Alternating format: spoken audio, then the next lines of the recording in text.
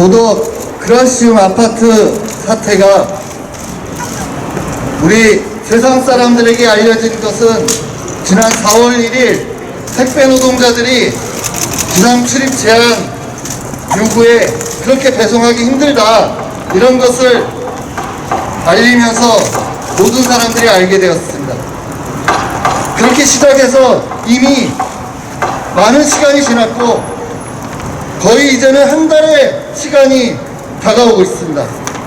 그러나 안타깝게도 이 자리에서 저희들이 천막농성을 하려고 하는 이유는 대화로 많은 노력을 했음에도 불구하고 정부도 찾아가고 입주자 대표회의도 찾아가고 택배사에도 답을 내놓으라고 이야기했음에도 불구하고 해결이 되지 않아서 이렇게 천막농성을 하겠다는 것을 밝히는 이 자리를 갖게 되었습니다.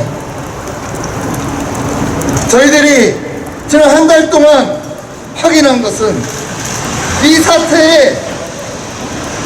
사태가 해결되기를 바라는 것, 모든 택배 노동자들이 바라고 있고 온 국민이 택배 서비스를 받으면서 이 문제가 해결되기를 바라고 있다는 것을 확인했습니다. 그러나 아직도 해결되지 않는 이유, 그것은 저희들이 보기에는 택배사 때문이다, 재벌 택배사 때문이라는 것, 이것을 말씀드릴 수밖에 없습니다.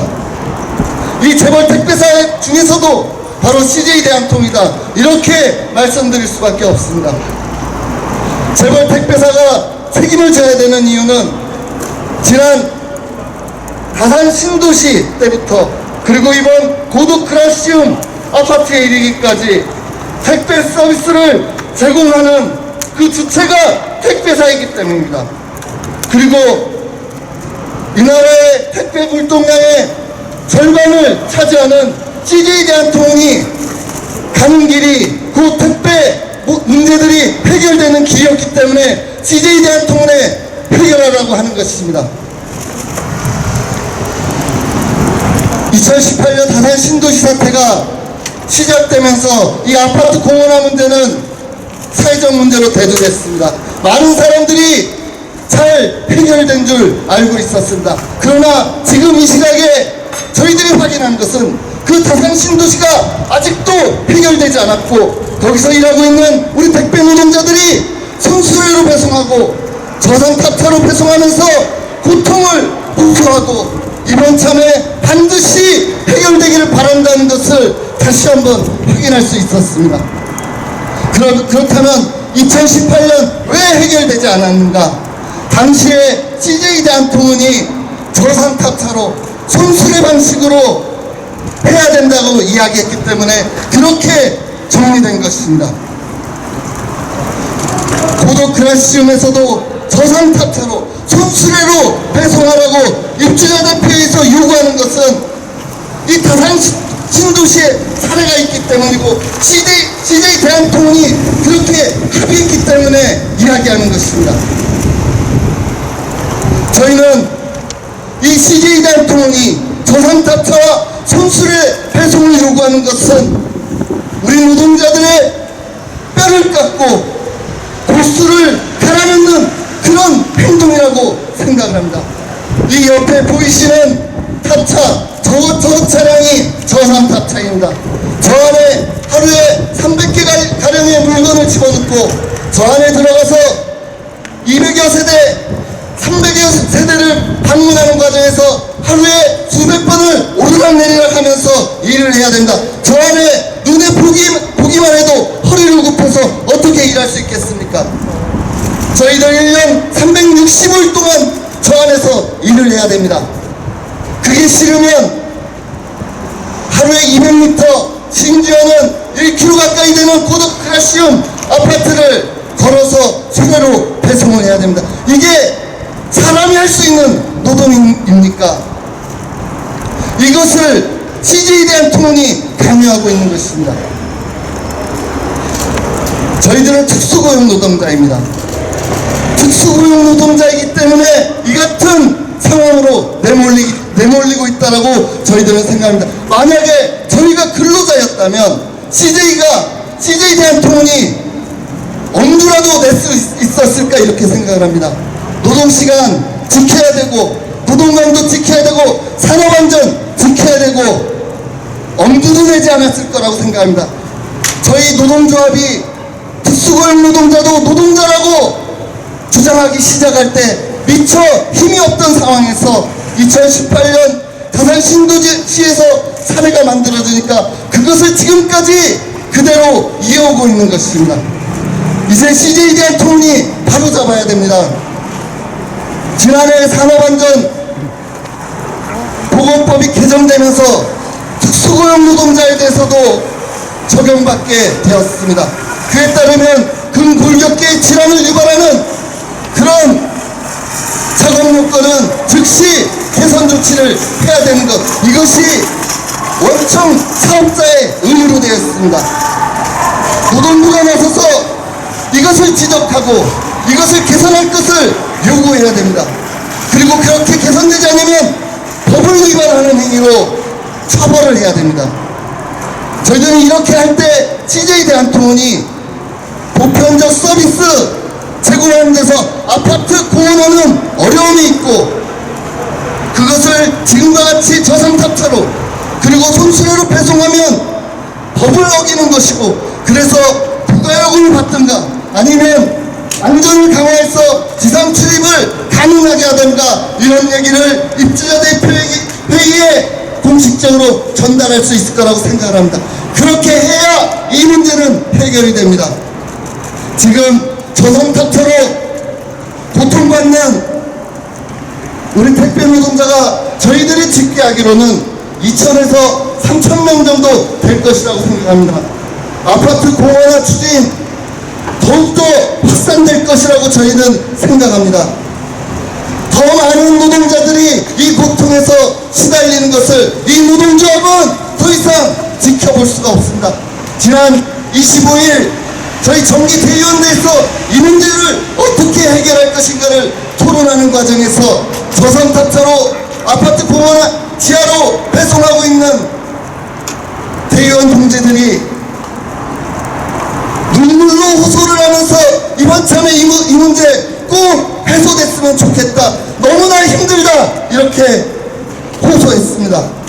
저희들 이 문제 반드시 해결해야 된다고 생각하고 그 해결의 책임자는 CJ 대한통운이라고 생각하고 그래서 이 자리에서 해결될 때까지 천만농성에 들어간다는 것을 오늘 이 자리를 통해서 밝혀드리겠습니다. 감사합니다. 갑질 아파트에 대한 저상탑차를 사용해서 배달하라고 일방적으로 무책임하게 일을 처리하고 있는 CJ 대한통운에게 묻고 싶습니다. 택배 노동자가 얼마나 더 자신을 갈아 넣으면서 골병과 죽음으로 치닫는 노동을 하라는 건지 묻고 싶습니다. 저기 보이는 저상탑차, 허리, 목, 어깨, 손목, 무릎에 골병을 드는 노동을 유발합니다. 저상탑차는 실을 수 있는 물량이 적어서 터미널에 더 자주 갔다 와야 됩니다. 제조 비용도 택배 노동자의 몫입니다. 택배 노동자가 일주일에 71.3시간 합니다. 하루에 12시간 일합니다. 2020년, 2021년 21명의 노동자가 죽었습니다. 이 참도 안 하고 숨막히는 무게를 안고 국민의 행복 배달부로 우리 택배 노동자는 일하고 있습니다. 그리고 그 뒤에 택배사 CJ 대한통운은 떼돈을 벌고 있습니다. 얼마나 더 갈아 넣으라는 겁니까? 하루에 13시간, 14시간, 일주일에 80시간 그렇게 일하란 말입니까? 간호사로 죽음의 행렬이 30명, 40명 더 늘어야 이걸 멈춘다는 겁니까? 우리는 이 질문에 답을 드려야겠습니다. 고은의 아파트 문제 앞으로 계속될 겁니다. 이제 이 문제를 끝내야 합니다. 전국 택배 노조가 제기했던 각 제안하고 있는 추가요금 부과, 통합배송 서비스 구축, 이것에 대한 답을 꼭 드려야 되겠습니다. 그래서 더 이상 택배 노동자가 골병과 죽음의 노동에서 해방될 때까지 우리는 이 답을 듣기 위해서 끝까지 싸우겠습니다. 주생. 예, 저희 앞에 계시는 기자님들도 정말 마음 아프실 겁니다. 지금 정말 오랫동안 이 택배 노동자 문제에 대해서 취재하고 계셨을 텐데요. 저희 직접 왼쪽에 있는 기자님에서 오른쪽에 있는 차량 보면은 직접 눈으로 봤을 때 저기서 어떻게 일을 할 수 있지?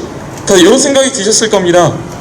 특히 최근에 코로나 이후로 건강문제 헬스장 다니시는 기자님도 많으실 텐데 헬스장 가보면 알죠.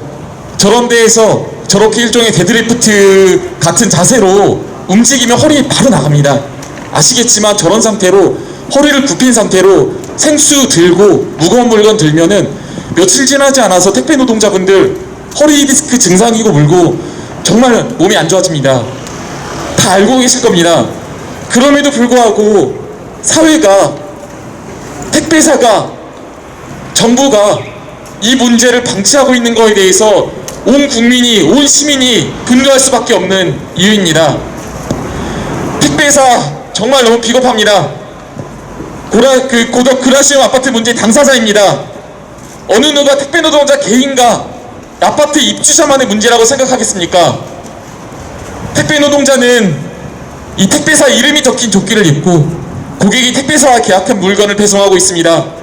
뒷짐지고 숨어서 광마만 하는 이 택배사의 태도는 정말 무책임하고 비겁합니다.